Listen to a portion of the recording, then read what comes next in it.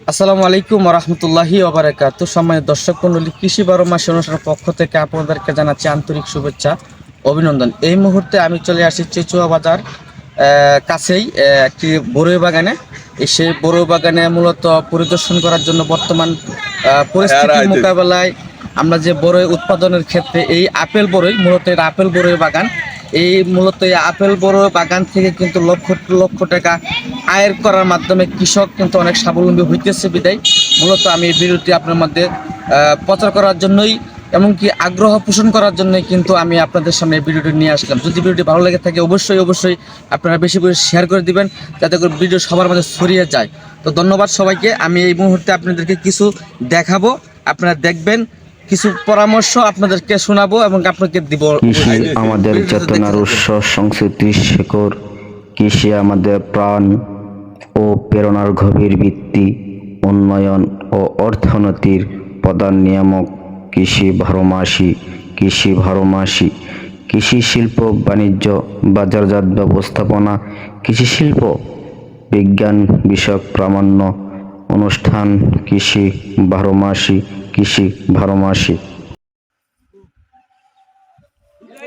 তো সম্মানিত দর্শক মণ্ডলী, ইতিমধ্যে আমি আপনাদের সম্মুখে আমার কৃষক ভাইকে, প্রাণপ্রিয় কৃষক ভাই, যা মাধ্যমে আজকে আমরা বড়ই বাজারঘাটে পাই, এনাদের মাধ্যমে কিন্তু বাজারঘাটে এরকম বড়ইয়ের ফলন পাওয়া যায়।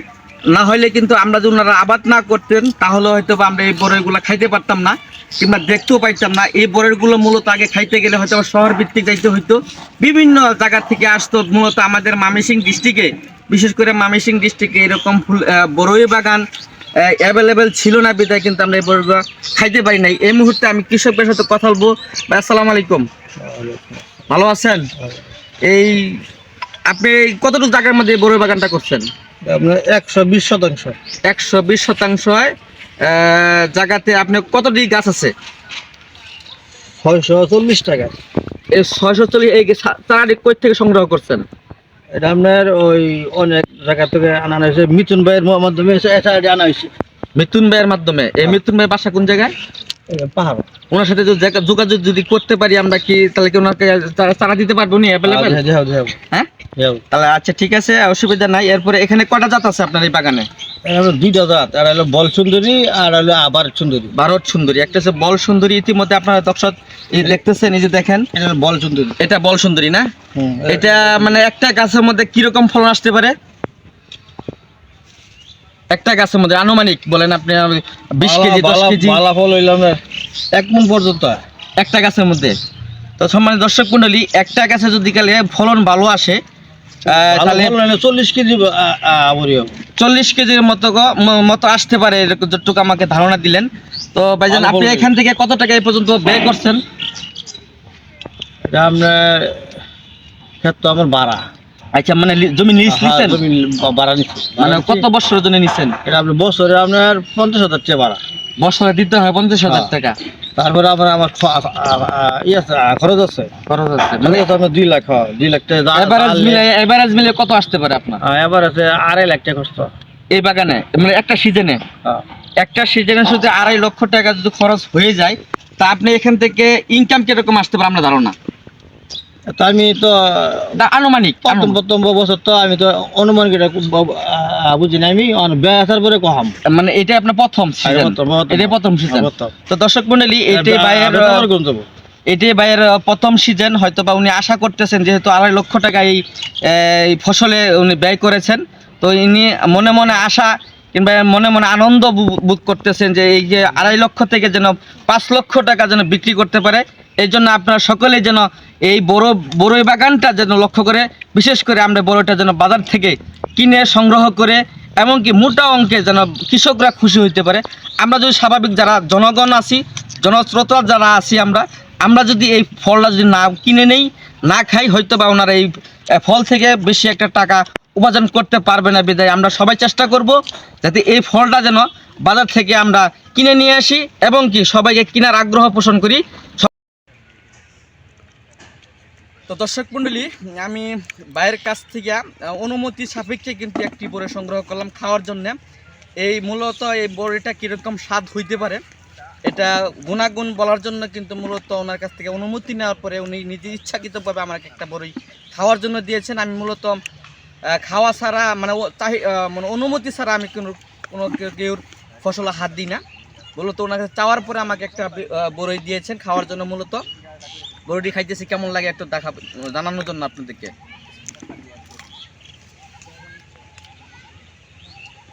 একদম আপেলের মতোই কিন্তু মূলত আমরা দেখা গেছে আপেল 200 টাকা 250 টাকা কেজি আমরা যে আপেলগুলো ক্রয় করি, এই আপেলের চাইতেও কিন্তু মিষ্টিটা এই বড়ইটাতে। এটা মূলত এটা কি বেজান বললেন জানেন বড়ইটার নাম কি? ভারত সুন্দরী। ভারত সুন্দরী এক বড়ইটা জাত, এটা আমরা খাইতেছি, খুবই মিষ্টি।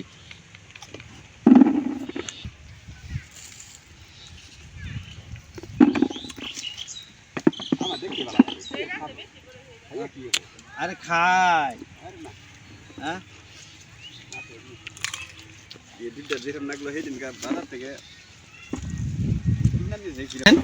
এই বাগানটাতে পরিচর্যার ক্ষেত্রে মানে কতজন লোক লাগে? আপনার ফ্যামিলিগতভাবে হয়ে যায় নাকি বাইরে থেকে লোকটা নিতে হয় কামলা? আমরা বীজ দিবার গেলে আপনার দিবার গেলে কীটনাশক দিবার গেলে আপনার লোকের দরকার পড়ে।